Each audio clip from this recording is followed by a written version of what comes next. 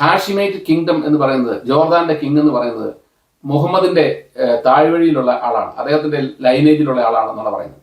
അദ്ദേഹത്തിന്റെ ഭാര്യയെ തലയിൽ തുണിയിട്ടുകൊണ്ടാണ് നടക്കുന്നത്. അതുപോലെ മുഹമ്മദ് ബിൻ സൽമാന്റെ ഭാര്യയെ തലയിൽ തുണിയിട്ടുകൊണ്ടാണ് നടക്കുന്നത്. അതുപോലെ ഇവിടെ എത്രയോ വലിയ നേതാക്കന്മാരുടെ മക്കള്, മുസ്ലിം നേതാക്കന്മാരുടെ മക്കളും ഭാര്യമാരും ഇനി ലണ്ടൻ മേയറുടെ ഭാര്യ തുണിയിട്ടുകൊണ്ടാണ് നടക്കുന്നത് തലയിൽ? അല്ല. ഇവർക്കൊന്നും ഇല്ലാത്ത നിയമം എങ്ങനെയാണ് ഇത് ഇസ്ലാമിന്റെ നിയമമായിട്ട് വരുന്നത്? ഇസ്ലാമിന്റെ നിയമമാണിതെങ്കിൽ നിങ്ങൾ കോടതിയെ കൊണ്ട് പറയുകയാണ് ഇത് ഇസ്ലാമിന്റെ നിയമമാണ്. പക്ഷെ സിഖുകാര് അവരുടെ താടി നീട്ടുന്നുണ്ട്, അതുപോലെ കയ്യിൽ റിങ് ഇടുന്നുണ്ട്, അതുപോലെ കൃപാണുണ്ട്, തലക്കെട്ടുണ്ട്, അതൊക്കെ അതുപോലെ അവരുടെ പാന്റ് പ്രത്യേകതരം പാന്റാണ്. അത് ആ തരത്തിലൊക്കെയുള്ള ഒരു ഡ്രസ് കോഡ് അവർക്കുണ്ട്. അതിന്റെ കാരണം അവരുടെ ഗുരു ഗോവിന്ദ സിംഗ് ആ ഡ്രസ് കോഡ് അവർ കൊടുത്തിട്ടാണ്. അത് എസെൻഷ്യൽ പ്രാക്ടീസിന്റെ ഭാഗമാണ്.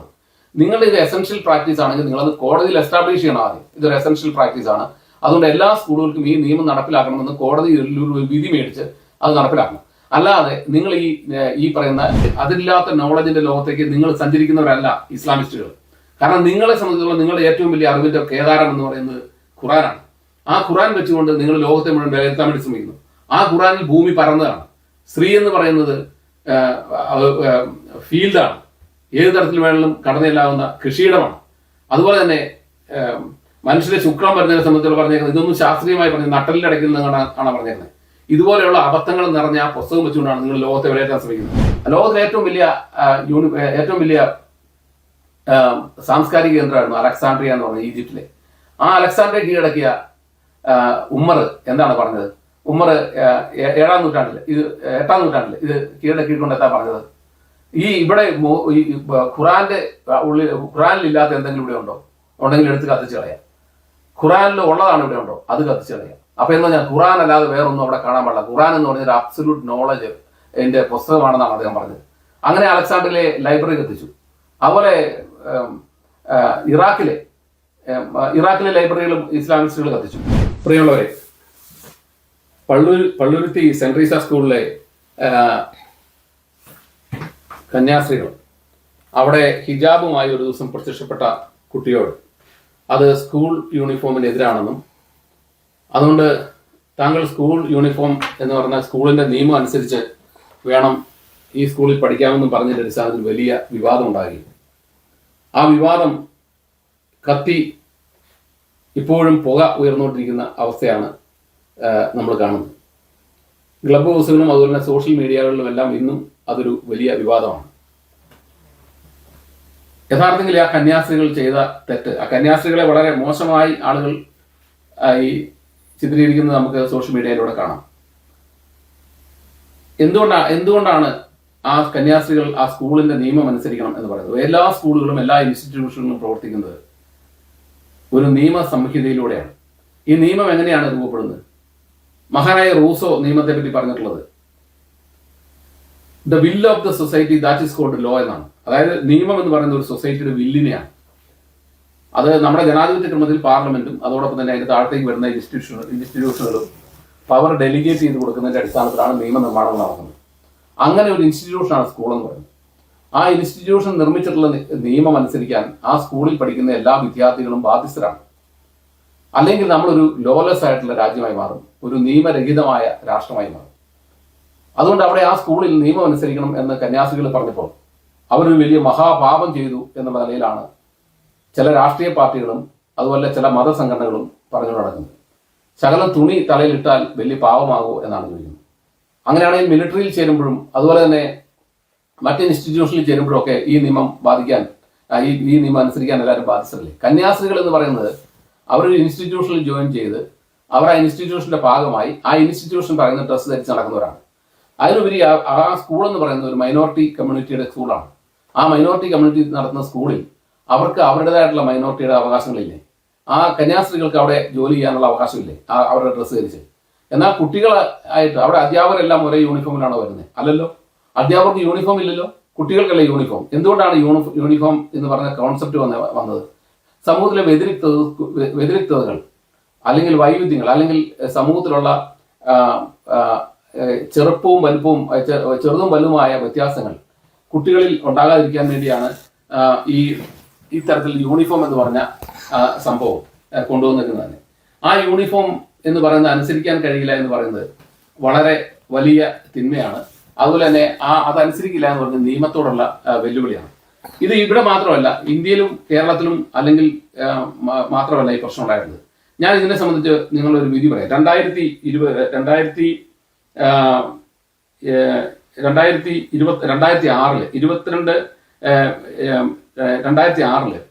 ലൂട്ടൺ എന്ന് പറഞ്ഞ, അതായത് ഡെൻബൈ ഹൈസ്കൂൾ ലൂട്ടൺ എന്ന് പറഞ്ഞ ലണ്ടനിലെ സ്കൂളില്, ഈ സ്കൂളിന്റെ ഒരു ചരിത്രം 1903 സ്കൂളാണിത്, ഈ ഡെൻബൈ ഹൈസ്കൂൾ എന്ന് പറയുന്നത്.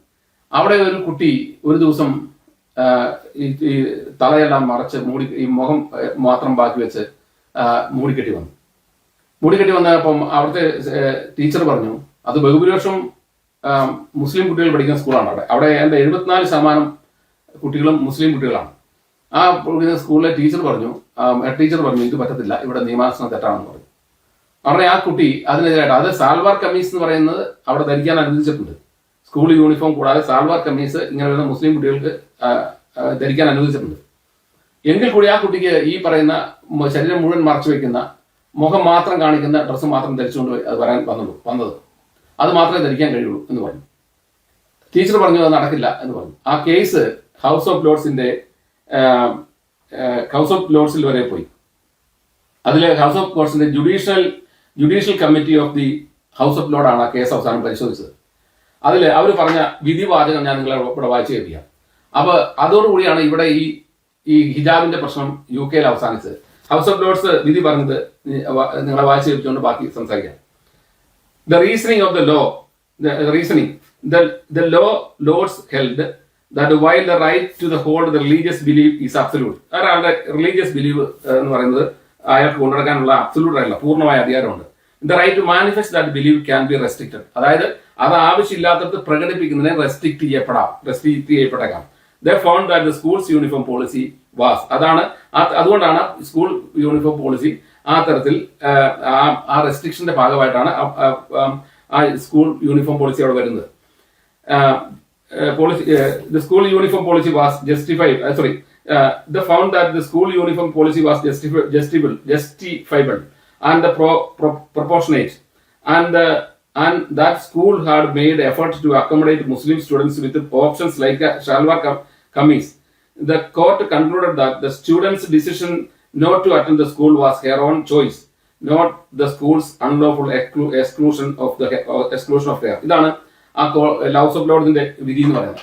ഇതിൽ പറഞ്ഞേക്കുന്നത് നിയമാനുസരണം സ്കൂളിന്റെ നിയമം അനുസരിക്കാൻ കുട്ടികൾ ബാധ്യസ്ഥരാണ്.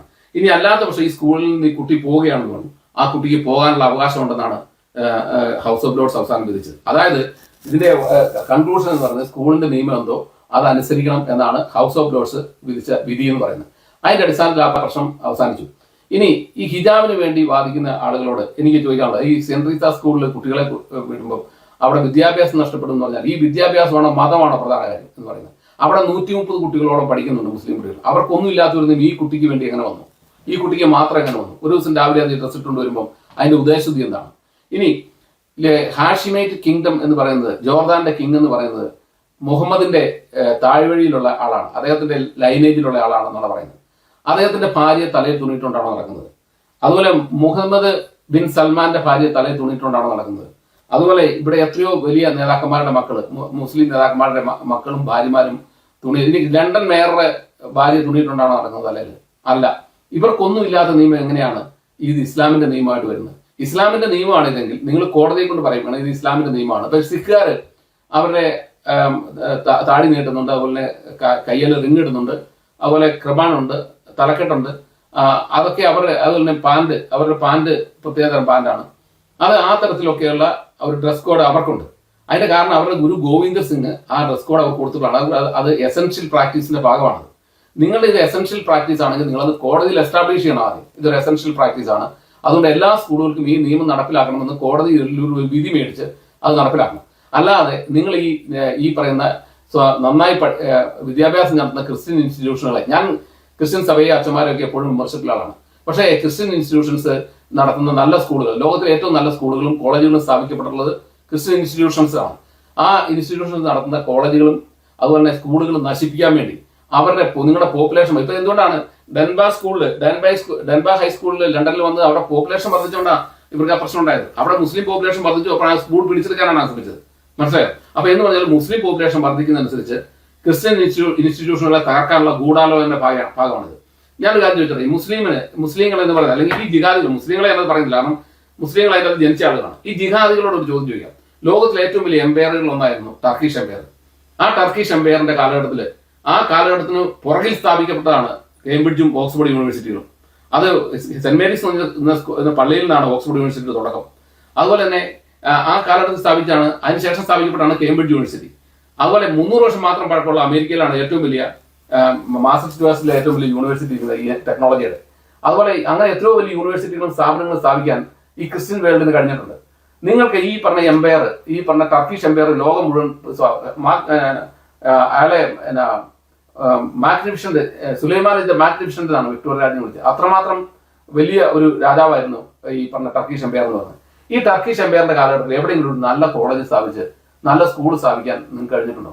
കഴിഞ്ഞിട്ടുണ്ടെന്നില്ല, ഒരു എല്ലാ വിഭാഗം മനുഷ്യർക്കും പഠിക്കാൻ കഴിയുന്ന ഒരു കോളേജോ സ്കൂളോ സ്ഥാപിക്കാൻ ഈ ഇസ്ലാമിക ലോകത്തിന് കഴിഞ്ഞിട്ടുണ്ടോ? ഇല്ല. ഇനി നിങ്ങളുടെ വിദ്യാഭ്യാസമുള്ള നയം എന്താണ്? ലോകത്തിലെ ഏറ്റവും വലിയ സാംസ്കാരിക കേന്ദ്രമായിരുന്നു അലക്സാണ്ട്രിയ എന്ന് പറഞ്ഞ ഈജിപ്തിലെ. ആ അലക്സാണ്ട്രിയ കീഴടക്കിയ ഉമ്മർ എന്താണ് പറഞ്ഞത്? ഉമ്മർ 8-ാം നൂറ്റാണ്ടില് ഇത് കീഴടക്കിക്കൊണ്ട് എന്താ പറഞ്ഞത്? ഇവിടെ ഖുറാനിലില്ലാത്ത എന്തെങ്കിലും ഇവിടെ ഉണ്ടോ? ഉണ്ടെങ്കിൽ എടുത്ത് കത്തിച്ച് കളയാം. ഖുറാനിൽ ഉള്ളതാണ് ഇവിടെ ഉണ്ടോ? അത് കത്തിച്ച് കളയാം. അപ്പൊ എന്ന് പറഞ്ഞാൽ ഖുറാൻ അല്ലാതെ വേറൊന്നും അവിടെ കാണാൻ പാടില്ല. ഖുറാൻ എന്ന് പറഞ്ഞൊരു അബ്സല്യൂട്ട് നോളജ് എന്റെ പുസ്തകമാണെന്നാണ് അദ്ദേഹം പറഞ്ഞത്. അങ്ങനെ അലക്സാണ്ടറിലെ ലൈബ്രറി കത്തിച്ചു. അതുപോലെ ഇറാഖിലെ ലൈബ്രറികളും ഇസ്ലാമിസ്റ്റുകൾ കത്തിച്ചു. ഇനി ഞാൻ അതിന് സമാനമായ വേറെ സംഭവം പറയാം. നമ്മുടെ സീസർ ഈജിപ്റ്റ് കീഴടക്കാൻ വേണ്ടി വന്നു. കീഴടക്കാൻ വന്നപ്പം സീസറിന്റെ സൈന്യം ഈ ലൈബ്രറി, അതായത് അവിടെ ഈ നോളജിന്റെ ടോളമിയും അതുപോലെ തന്നെ ടോളമിയുടെ സിസ്റ്റർ ആയിട്ടുള്ള ക്ലിയോപാട്രയും തമ്മിലുള്ള അധികാര വടംവലിയുടെ ഭാഗമായിട്ടാണ് അധികാര വടംവലി നടന്ന സമയത്താണ് സീസർ അവിടെ കീഴടക്കാൻ ചെല്ലുന്നത്. സീസർ അവിടെ ചെന്ന് കഴിഞ്ഞപ്പം അദ്ദേഹം ക്ലിയോപാട്രയുടെ സൈഡിൽ നിന്നുകൊണ്ട് ടോളമിയെ തോൽപ്പിച്ചാണ് അധികാരം പിടിക്കാൻ ശ്രമിച്ചത്. ഈ ടോളമിയെ തോൽപ്പിക്കാൻ വേണ്ടി ആദ്യം ടോളമിയുടെ സൈന്യത്തിന്റെ, ടോളമി എന്ന് പറഞ്ഞാൽ 10 വയസ്സുകാരനായിരുന്നു കേട്ടോ, ആ ടോളമിയുടെ സൈന്യത്തിന്റെ അറ്റൻഷൻ തിരിക്കുന്നതിന് വേണ്ടി ആദ്യം സീസർ ചെയ്ത് അവിടുത്തെ ലൈബ്രറിക്ക് തീ വെച്ച് ഈ സൈന്യത്തിന്റെ അറ്റൻഷൻ തിരിച്ചുകൊണ്ട് അലക്സാണ്ടറിയെ കീഴടക്കുക എന്നുള്ള തന്ത്രമാണ് സീസർ അവലംബിച്ചത്. അപ്പൊ അവിടെ തീ വെച്ചപ്പം ഈ ടോളമിയുടെ ട്യൂട്ടർ പോത്തിനസ് എന്ന് പറയുന്ന ആള് വന്ന് സീസറിനോട് പറയുന്നുണ്ട്, Caesar, look in there. The history is burning down. Without history, you will die as a meanest soldier. History make you as a Caesar എന്ന് പറയുന്നത്. അതിന്റെ കാരണം ഹിസ്റ്ററി ഇല്ലെങ്കിൽ നീ ഒരു വെറും സാധാരണ സോൾജറായി മരിക്കും. ഹിസ്റ്ററി ഉണ്ടെങ്കിൽ മാത്രമേ നീ സീസറായി ലോകം അറിയപ്പെടുള്ളൂ. അതുകൊണ്ട് നിന്റെ സൈന്യത്തെ ഹെൽപ്പ് ചെയ്യുക. ഈ പറഞ്ഞ തീയെടുത്താൻ വേണ്ടി നിന്റെ സൈന്യത്തെ വിടുക. ആ സൈന്യത്തെ വിട്ട് നമ്മുടെ യുദ്ധം താൽക്കാലികമായി ഇവിടെ അവസാനിപ്പിക്കാം. നമുക്ക് ഈ സൈന്യത്തെ വിട്ട് ലൈബ്രറിയുടെ തീ കെടുത്താൻ പറഞ്ഞു. അപ്പൊ അതാണ് അറിവുള്ളവൻ മനുഷ്യന്റെ സംസ്കാരം എന്ന് പറയുന്നത്. എന്നാൽ ഈ ഉമ്മർ എന്ന് പറയുന്ന ആള് ഇത് കത്തിച്ചു കളയാണ് ചെയ്തത്. അതായത് ലോകത്തിലെ ഏറ്റവും വലിയ ലൈബ്രറി കത്തിച്ചു കളയാണ് ചെയ്തത്. അപ്പൊ അതുകൊണ്ട് വിദ്യാഭ്യാസം എന്ന് പറയുന്നത്, ആധുനിക വിദ്യാഭ്യാസം എന്ന് പറയുന്നത്, അല്ല വിദ്യാഭ്യാസം, നോളജ്, ഈ അതിരില്ലാത്ത നോളജിന്റെ ലോകത്തേക്ക് നിങ്ങൾ സഞ്ചരിക്കുന്നവരല്ല ഇസ്ലാമിസ്റ്റുകൾ. കാരണം നിങ്ങളെ സംബന്ധിച്ചുള്ള നിങ്ങളുടെ ഏറ്റവും വലിയ അറിവിന്റെ കേദാരം എന്ന് പറയുന്നത് ഖുറാനാണ്. ആ ഖുറാൻ വെച്ചുകൊണ്ട് നിങ്ങൾ ലോകത്തെ മുഴുവൻ വിലയിരുത്താൻ വേണ്ടി ശ്രമിക്കുന്നു. ആ ഖുറാനിൽ ഭൂമി പരന്നതാണ്. സ്ത്രീ എന്ന് പറയുന്നത് ഫീൽഡാണ്. ഏത് തരത്തിൽ വേണമെങ്കിലും കടന്നെല്ലാവുന്ന കൃഷിയിടമാണ്. അതുപോലെ തന്നെ മനുഷ്യന്റെ ശുക്രം വരുന്നതിനെ സംബന്ധിച്ചുള്ള പറഞ്ഞേക്കുന്നത് ഇതൊന്നും ശാസ്ത്രീയമായി പറഞ്ഞത് നട്ടലിലടയ്ക്കുന്നതാണ് പറഞ്ഞേക്കുന്നത്. ഇതുപോലെയുള്ള അബദ്ധങ്ങൾ നിറഞ്ഞ ആ പുസ്തകം വെച്ചുകൊണ്ടാണ് നിങ്ങൾ ലോകത്തെ വിലയിരുത്താൻ ശ്രമിക്കുന്നത്. അപ്പൊ അതുകൊണ്ട് നിങ്ങൾ ഈ ക്രിസ്ത്യൻ ഇൻസ്റ്റിറ്റ്യൂഷനിൽ എന്തെല്ലാം പറയുന്നു, ക്രിസ്ത്യൻ സമയം നമ്മൾ വിമർശിക്കും പോലും ക്രിസ്ത്യൻ ഇൻസ്റ്റിറ്റ്യൂഷനുകൾ ലോകത്തിൽ ചെയ്തിട്ടുള്ള ഏറ്റവും വലിയ സംഭാവനകളൊന്നാണ് വിദ്യാഭ്യാസ വിതരണം എന്ന് പറയുന്നത്. ഇപ്പം നമ്മുടെ കേരളത്തിലാണെങ്കിലും ക്രിസ്ത്യൻ ഇൻസ്റ്റിറ്റ്യൂഷൻസുകളാണ് ഈ പറഞ്ഞ എല്ലാ വിഭാഗം, ബാക്ക്വേർഡ് കമ്മ്യൂണിറ്റിയും ഫോർവേഡ് കമ്മ്യൂണിറ്റിയും എല്ലാം വിദ്യാഭ്യാസം ചെയ്യിക്കാൻ വേണ്ടി ഒരു ബെഞ്ചിലിരുത്തി വിദ്യാഭ്യാസം നൽകാൻ ശ്രമിച്ചത്. പള്ളിയോടൊപ്പം പള്ളിക്കൂടം തുടങ്ങിയാണ് അവരത് ചെയ്തത്. അങ്ങനെ അവരുടെ സ്ഥാപനങ്ങളെ ഇന്ന് തകർക്കാൻ നിങ്ങൾ ശ്രമിക്കുമ്പോൾ അതൊരു സംസ്കാരത്തെ തകർത്ത്, നിങ്ങൾ എവിടെ ഇസ്ലാമിന്റെ ഒരു പൊതു സ്വഭാവം എന്ന് പറഞ്ഞാൽ നിലനിൽക്കുന്ന സംസ്കാരത്തെ തകർത്ത് അറേബ്യൻ സംസ്കാരത്തെ കുടിയിരുത്തുക എന്നുള്ളത്. ഇതൊരു അറേബ്യൻ സംസ്കാരത്തിന്റെ ഭാഗത്ത് മാത്രമേ ഉള്ളൂ. ഈ പറയുന്ന ഈ ഈ തലയിലിടുന്ന മുണ്ടുപോലും. അല്ലാതെ ഇതിന് വേറെ യാതൊരു പ്രാധാന്യമില്ല. അപ്പൊ അതുകൊണ്ട് നിങ്ങൾ നിലനിൽക്കുന്ന സംസ്കാരങ്ങളെ തകർത്ത് നിങ്ങളുടെ അറേബ്യൻ സംസ്കാരത്തെ സ്ഥാപിക്കുക. അതുപോലെ എസ്പെഷ്യലി ഇന്ന് ക്രിസ്ത്യൻസിന്റെ പോപ്പുലേഷൻ കേരളത്തിൽ കുറഞ്ഞുകൊണ്ട് ക്രിസ്ത്യൻ ഇൻസ്റ്റിറ്റ്യൂഷനുകൾ മുഴുവൻ പിടിച്ചെടുക്കുക. നിർമ്മല കോളേജിൽ നിസ്കരിക്കാൻ അവസരം വേണമെന്ന് പറഞ്ഞ് അവിടെ പ്രശ്നം ഉണ്ടാക്കി. അതുപോലെ മൈൻ കളിച്ചിട്ട് വയനാട്ടിൽ ഒരു അച്ഛന്മാർ നടത്തുന്ന സ്കൂളിൽ, സഭ നടത്തുന്ന സ്കൂളിൽ മൈൻ കളിക്കാൻ കറുത്ത ഡ്രസ് കൊണ്ടെന്ന് പറഞ്ഞാൽ അച്ഛന്മാരെ ഭീഷണിപ്പെടുത്തുന്നതാണ് കണ്ടു. ഇത് നിങ്ങളുടെ ഈ ജനസംഖ്യ വർദ്ധിക്കുന്നതനുസരിച്ചുള്ള നിങ്ങൾ കാലാകാലങ്ങളായി മറ്റ് സ്ഥലങ്ങളിൽ എങ്ങനെയൊക്കെ ചെയ്തോ അങ്ങനെ ഗുണ്ടായുസത്തിലൂടെ ഈ സമൂഹത്തെ കീഴ്പ്പെടുത്താൻ നടത്തുന്ന ശ്രമമാണ്. ഇത് മുഹമ്മദ് മുതൽ തുടങ്ങിയതാണ്. ഏതാണ്ട് വിൽ ബാർ എന്ന് പറഞ്ഞ സയന്റിസ്റ്റ്, അമേരിക്കൻ സയന്റിസ്റ്റ് പറഞ്ഞതനുസരിച്ച് എന്റെ ഓർമ്മ ശരിയാണ്, 270 മില്യൺ പീപ്പിൾസിനെയാണ് ഈ കാലഘട്ടത്തിനിടയിൽ ഇസ്ലാം യുദ്ധങ്ങളിലൂടെയും അതുപോലെ കടുത്തർത്ഥവും കൊന്നിട്ടുള്ളത്. അപ്പൊ ലോകത്തിലെ ഏറ്റവും കൂടുതൽ ആളുകളെ കൊന്നവരുടെ നിരയിലേക്ക് ആ നിരയിൽ ഇസ്ലാമും ഉണ്ട്. അപ്പൊ അതുകൊണ്ട് ഇത് ഞാൻ പറഞ്ഞല്ല, ബിൽവാർ എന്ന് പറഞ്ഞ അമേരിക്കൻ സയന്റിസ്റ്റ് പറയുന്നതാണ്. അപ്പൊ അതുകൊണ്ട് ഈ പറഞ്ഞ രീതിയിൽ ഈ പറഞ്ഞ ക്രിസ്ത്യൻ ഇൻസ്റ്റിറ്റ്യൂഷനെ കന്യാസ്ത്രീകളെ ഭീഷണിപ്പെടുത്തി അവരുടെ ഇൻസ്റ്റിറ്റ്യൂഷനെ തകർത്ത് അവരെ കീഴ്പ്പെടുത്തി അപ്രമാദിത്വം സ്ഥാപിക്കാൻ വേണ്ടി നടത്തുന്ന ഈ ശ്രമം അവസാനിക്കുക. നിങ്ങൾ അവിടെ പഠിക്കേണ്ട, നിങ്ങൾക്ക് ഇപ്പം ഹൗസ് ഓഫ് ലോർഡ്സ് പറഞ്ഞ പോലെ നിങ്ങൾക്ക് അവിടുന്ന് പോകാനുള്ള അവകാശമുണ്ട്. ആ പോകാനുള്ള അവകാശം നിങ്ങൾ നേടിയെടുക്കുക, പോവുക, നിങ്ങൾക്ക് പഠിക്കാൻ പറ്റുന്ന സ്ഥലങ്ങളിൽ പഠിക്കുക, അവിടെ ഡിസിപ്ലിനോട് പഠിക്കാൻ വരുന്ന കുട്ടികളെ പഠിപ്പിക്കുക. നിങ്ങൾ വിദ്യാഭ്യാസം എന്ന് പറയുന്നത് നിങ്ങളെ സംബന്ധിച്ചിടത്തോളം ആധുനിക വിദ്യാഭ്യാസത്തിന് പുല്ലുവില കൊടുക്കുന്നവരായതുകൊണ്ട് നിങ്ങൾ ആ വിദ്യാഭ്യാസം വേണ്ടവരവിടെ പോയി നേടട്ടെ. നിങ്ങളുടെ ഖുറാനും ആ പറഞ്ഞ ഹദീസുകളും ഒക്കെ അടങ്ങുന്ന അറിവുകളാണ് നിങ്ങൾക്ക് വേണ്ടത്. നിങ്ങൾ അത് നേടി നിങ്ങൾ ജീവിക്കുക. അല്ലാതെ നിങ്ങൾ ഈ ക്രിസ്ത്യൻ ഇൻസ്റ്റിറ്റ്യൂഷനെ തകർക്കാൻ നടത്തുന്ന ഈ ശ്രമം അത് അപലനീയമാണ്. എന്താണെങ്കിലും അവിടെ നിയമം നടപ്പിലാക്കാൻ ശ്രമിച്ച സിസ്റ്ററെയും അതോടൊപ്പം തന്നെ സ്കൂൾ അതോറിറ്റിയെയും അഭിനന്ദിക്കുന്നു. ഒരു കാരണവശാലും നിയമം വിട്ട് ഇസ്ലാമിന് ഒരു തരത്തിലുള്ള ഒരു ആനുകൂല്യം കൊടുക്കരുത്. കാരണം ഇസ്ലാം, ഞാൻ പറഞ്ഞ മുസ്ലിങ്ങൾക്കല്ല, ഇസ്ലാം എന്ന് പറഞ്ഞ ആശയത്തിന് അത് മനുഷ്യനെ കോൺകർ ചെയ്യുകയും മറ്റ് മനുഷ്യ വിഭാഗങ്ങളോട് യാതൊരു തരത്തിലുള്ള കാരണമില്ലാത്തതാണ്. കാരണം അതിലെ ബഹുദൈവ വിശ്വാസികൾ നജസാണ്, അവര് വൃത്തികെട്ടവന്മാരാണ്. അതോടൊപ്പം തന്നെ ക്രിസ്ത്യനും ജൂതായുസവും ജൂതന്മാരും അവർക്ക് വെറുക്കപ്പെട്ടവരാണ്. ലോകത്ത് എവിടെ ചെന്നാലും അവരുമായിട്ട് ഇനി ലോകത്ത് എവിടെ ചെന്നാലും അവിടെ നിൽക്കുന്ന സമൂഹമായി കോൺഫ്ലിക്റ്റ് ഉണ്ടാക്കുന്നവരാണ്. അല്ലാതെ അവർ ഒന്നിനോടും സഹകരിച്ചു പോകുന്നു, ഇന്റിഗ്രേറ്റ് ചെയ്ത് പോകുന്ന സംസ്കാരമല്ല ജിഹാദികൾക്കുള്ളത്. അതുകൊണ്ട് ഒരു കാരണവശാലും ഇവർക്ക് അനുകൂലമായ ഒരു ആനുകൂല്യം, മതപരമായ ഒരു ആനുകൂല്യം ചെയ്യരുത്. അത് ചെയ്യുന്നത് അപകടകരമാണ് എന്ന് പറഞ്ഞു നിർത്തുന്നു. നന്ദി, നമസ്കാരം. ടോം ജോസ് റിയമ്പാട്.